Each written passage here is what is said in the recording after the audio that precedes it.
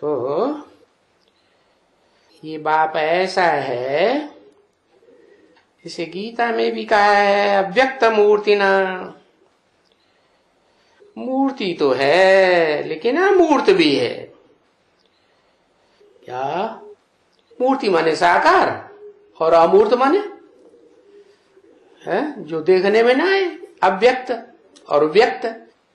व्यक्त माना व्यक्ति, अव्यक्त माने जो व्यक्ति देखने में ना है। आत्मा व्यक्त होती है, शरीर व्यक्त होता है, देखने में आता है।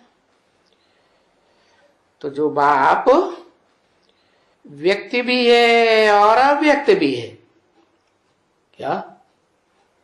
व्यक्त माने उसका शरीर है, ऐसे नहीं है, बड़ा रूप है। आत्मा छोटी होती है, शरीर तो बड़ा होता है ना, लेकिन फिर भी अमूर्त है। मूर्त का मतलब वो मूर्ति में जो लिंग रूप दिखाया जाता है उसमें इंद्रियां, नाक आंख कान हाथ पांव है ही नहीं, तो इंद्रियों की स्मृति ही नहीं है, तो इसीलिए अमूर्त कहा जाता है। तो वो बाप कहते हैं जिनके लिए भक्ति मार्ग में मंदिर में जाके कहते हैं तुम हमारी माता भी हो, तुम हमारी पिता भी हो। एक कोई कहते हैं ना, तो वो बाप कहते हैं मुझे याद करो।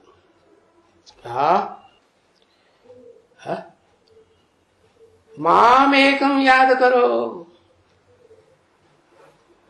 मुझे एक को याद नहीं किया और दूसरों को याद किया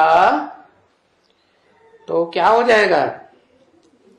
है व्यभिचारी याद हो जाएगी, तुम्हारा ज्ञान ही सारा व्यभिचारी हो जाएगा। व्यभिचारी ज्ञान तो ऐसे ही हो गया, जैसे दूध के भरे हुए घड़े में एक बूंद शराब का विष डाल दो तो सारा मिक्स हो गया ना, विष ही हो गया ना। तो वो जो भी पिएगा वो तो अपना असर करेगा ना विष का। तो मैं तो इस संसार को विषय विकारों से छुड़ाने के लिए निर्विष बनाने आता हूं। कैसा निर्विष है? जैसे चंदन का पेड़ होता है ना, उसमें ढेर सारे सर्प लिपटे रहते हैं और सर्पों के अंदर ढेर सारा विष होता है, लेकिन उस चंदन के वृक्ष की लकड़ी लेके आओ, उस चंदन को घिसो और अपने सारे शरीर में पोत लो।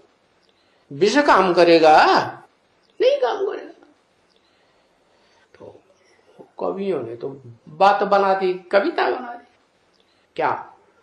चंदन विष व्यापत नहीं, लिपटे रहत भुजंग। अरे वो तो भुजंग जानवर की बात हो गई, चंदन का वृक्ष वो जड़ वृक्ष हो गया है। ये कोई चैतन्य आत्मा की बात हो रही है? अरे है, वो तो मिसाल दिया। असली बात क्या है? असली बात तो ये है कि इस सृष्टि पर आत्माओं का बाप जब इस सृष्टि पर आते हैं तो तुम बच्चों को प्योर आत्मा बनाते हैं। क्या?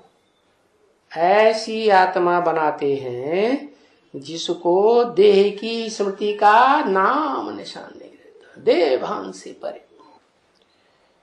अब कोई कहे कि देह ही नहीं होगी तो सुख कैसे भोगना?